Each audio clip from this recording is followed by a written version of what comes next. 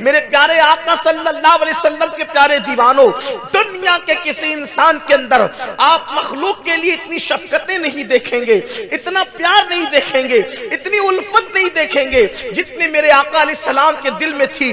بڑا مشہور واقعہ ہے، اللہ کے حبیب صلی اللہ علیہ وآلہ وسلم ایک سفر میں تشریف لے جا رہے ہیں، اور سفر کیا ہے؟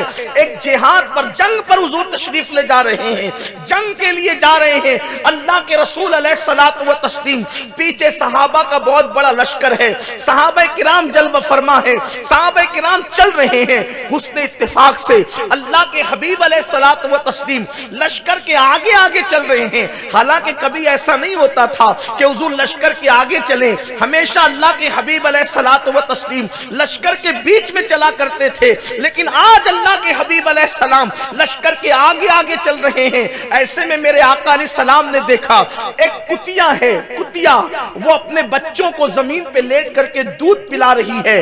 اللہ کے حبیب علیہ السلام نے دیکھا اور صحابہ کو بلا کر فرماتے ہیں اپنا راستہ تبدیل کر دو، اپنا راستہ بدل دو، اس لیے کہ اگر تم اس کتیا کے قریب سے گزرو گے تو یہ کتیا اٹھ کر کے بھاگ جائے گی اور اس کے بچوں کے منہ سے دودھ چھوٹ جائے گا، اس لیے راستہ تبدیل کر دو۔ اور چند صحابہ کو وہاں کھڑا کر دیا گیا جو یہ اعلان کرتے رہے کہ دور سے جاؤ، راستہ بدل کر کے جاؤ، اس لیے کہ کتیا اپنے بچوں کو دودھ پلا رہی ہے۔ آپ مجھے بتائیں اللہ کے حبیب صلی اللہ علیہ وسلم کو کتیا کے بچوں کے دودھ پینے کا اتنا خیال ہے، جس نبی کو کتیا کے بچوں کے دودھ پینے کا اتنا خیال ہو، اس نبی صلی اللہ علیہ وسلم کو انسانوں کا کتنا خیال ہوگا؟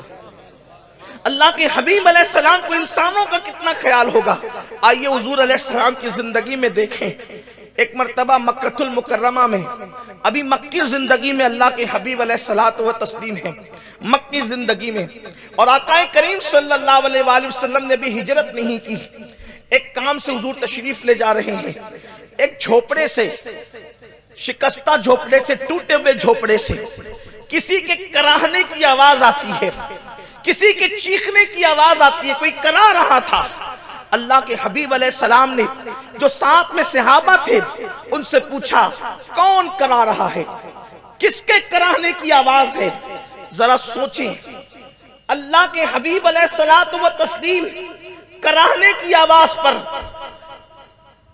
رک گئے۔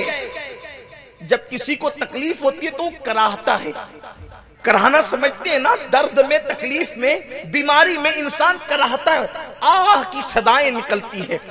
اللہ کے حبیب علیہ السلام کے قدم ناز رک گئے، حضور کے قدم ٹھہر گئے اور فرمایا کہ کس کے کرانے کی آواز ہے؟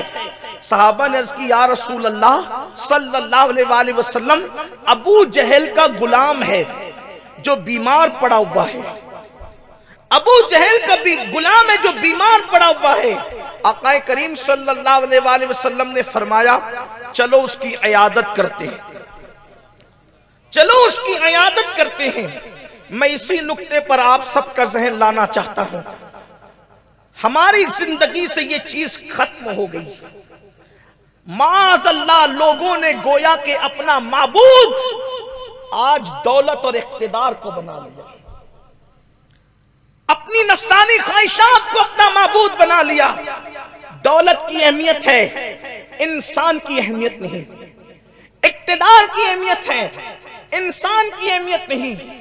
لوگوں انسان کی قدر کرو، انسان کی قدر کرنا سیکھو۔ اس پر اللہ کے رسول نے فوکس کیا، اللہ کے حبیب نے یہ تعلیم دی۔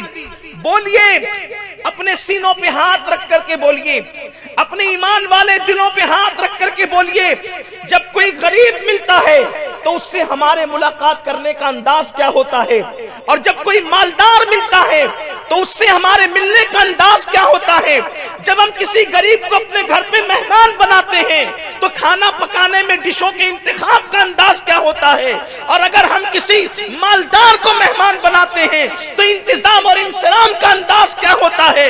تو آپ نے انسان کو مہمان بنایا یا کسی کی دولت کو مہمان بنایا؟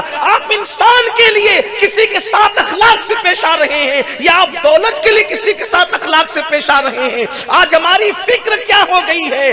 انسانیت فراموش ہو گئی ہے، انسانیت دم توڑ رہی ہے، دولت سب کچھ ہو گئی، اقتدار سب کچھ ہو گیا، ڈگریاں سب کچھ ہو گئی، پہلے انسان کی قدر تو کرے۔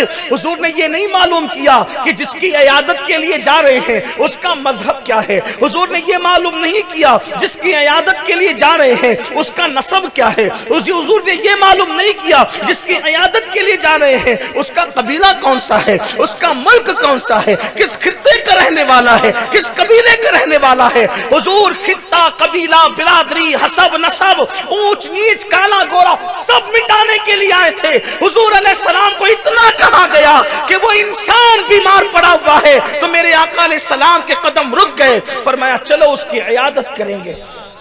اللہ کے حبیب علیہ السلام تشریف لے گئے اور جا کر کے اس غلام کے، وہ بھی ابو جہل کا غلام تھا، وہ ایک ٹوٹے بستر پہ پڑا ہوا تھا، حضور اس کے سرہانے بیٹھ گئے۔ وہ کہہ رہا تھا کراتے ہوئے، ہائے جب تک میں طاقتور تھا لوگ مجھ سے کام لیتے رہے، آج میں بیمار ہو گیا تو سب نے مجھے ضائع کر دیا۔ وہ کہہ رہا تھا آج میں بیمار اور کمزور ہو گیا، مجھے سب نے ضائع کر دیا۔ جب وہ کہتا تھا کہ میں بیمار ہو گیا تو مجھے سب نے ضائع کر دیا، حضور اس کی پیشانی پہ ہاتھ رکھ کے کہتے تھے مگر محمد تو تیرے سرہانے موجود ہیں، مگر محمد تو تیرے سرانے موجود ہے، مگر محمد تو تیرے سرانے موجود ہے۔ روح فدا صلی اللہ علیہ وآلہ وسلم، اللہ اکبر۔ وہاں سے کوئی چندہ وصول نہیں کرنا تھا، وہاں سے کوئی مفاد نہیں تھا، وہاں سے کچھ لینا دینا نہیں تھا، اس لیے کہ چندے کے لیے کسی کو دیکھنے گئے تو کیا دیکھنے گئے، اوٹ کے لیے کسی کو دیکھنے گئے تو کیا دیکھنے گئے، نوٹ کے لیے دیکھنے گئے کسی کو تو کیا دیکھنے گئے۔ اگر کسی کی عیادت کے لیے اس لیے گئے اللہ راضی ہو جائے، اس سے بڑی نعمت کوئی نہیں ہے۔ حضور اکرم علیہ السلام اس غریب کمزور غلام کے سرانے کہتے ہیں مگر محمد تو تیرے سرانے موجود ہے۔ دیر تک اس کو حوصلہ دیتے رہے، تسلی دیتے رہے۔ اس بیمار پر میں قربان ہو جاؤں جس کے سرانے مصطفیٰ جان رحمت تسلی کا ہاتھ لے کر کے بیٹھے ہو۔ اللہ اکبر۔ استاد زمن نے کہا تھا گر وقت اجل سر تیری چوکھٹ پہ جھکا ہو، جتنی ہو قضا ایک ہی سجدے میں ادا ہو۔ اور ایک مقام پر اسی کے آگے کہتے ہیں کہ اللہ اللہ سینے پہ تسلی کو دل درد سے بسمل کی طرح لوٹ رہا ہو، اور سینے پہ تسلی کو تیرا ہاتھ دھرا۔ جب تسلی کا ہاتھ ان کا کسی کے ماتھے پر ہو تو بیمار کی شان کیا ہوگی۔ کسی کہنے والے نے کہا ہے نام میں ان کے اتنا اثر، جی اٹھتے ہیں مردے بھی سن کر، وہ حال اگر خود ہی پوچھے، وہ حال اگر خود ہی پوچھے بیمار کا عالم کیا ہو۔ نعرے تکبیر۔ حال اگر خود ہی پوچھے، وہ حال اگر خود ہی پوچھے بیمار کا عالم کیا ہوگا۔ اللہ کے حبیب علیہ السلام فرماتے ہیں روح فدا صلی اللہ علیہ وسلم کہ میں تمہارے سرانے موجود ہوں۔ اور پھر کیا ہوا، اٹھ کر کے جب چل دیے تو صحابہ کرام نے عرض کیا کہ یا رسول اللہ صلی اللہ علیہ وآلہ وسلم، ہمارے ماں باپ آپ پہ قربان، اتنا وقت آپ نے غلام وہ بھی بیمار اور کمزور کی خاطر دے دیا۔ تو اللہ کے حبیب فرماتے ہیں کسی بیمار کے سرہانے تھوڑی دیر کے لیے بیٹھ جانا رات بھر نفل عبادت سے بہتر ہے۔ مسلمان کی قید نہیں لگائی، کسی بیمار کے سرہانے، کسی بیمار کے سرہانے تھوڑی دیر کے لیے بیٹھ جانا رات بھر کی نفل عبادت سے بہتر ہے۔ حضور علیہ السلام ان چیزوں کو لے کر کے تشریف لائے تھے۔ آج ہماری زندگی میں کہاں ہے، ہم کب بیمار کی عیادت کے لیے جاتے ہیں؟ اگر جنازے میں بڑی تعداد ہو، سمجھ جاؤ کسی امیر شہر کا جنازہ ہے، اور جہاں کاندھا دینے والوں کی بھی قلت ہو، سمجھ جاؤ کوئی غریب شہر مر گیا ہوگا۔